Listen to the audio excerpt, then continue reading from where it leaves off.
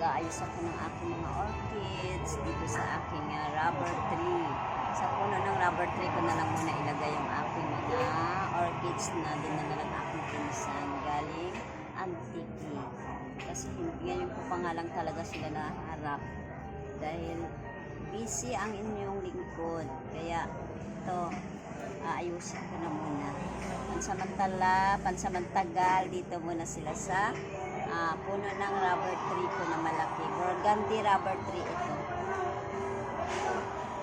Yan, puno ng rubber tree. Ito ang aking, ano tawag dito? Bandana orchids. Meron pang isa. Bali, 4 na puno pa ang hindi ko natanim. Kaya ito na, itatanim na po natin.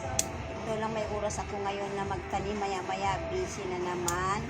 Kaya tapusin ko na ito ngayon para maayos na yung kalagayan ng aking mga orchids. Ayan, parang magandang bulaklak nito. Sana nga magbulaklak pa agad siya. Wala pa namang araw. Ang gusto pa naman ng mga orchids sana may araw. Na dahil nga sa bubong namin, medyo malilim na. Magkakaroon lang ng araw kapag sa umaga galing doon. Ayan po, tatapusin ko na yung aking pag-aayos ng aking mga orchids. Happy Sunday everyone! Thank you for watching!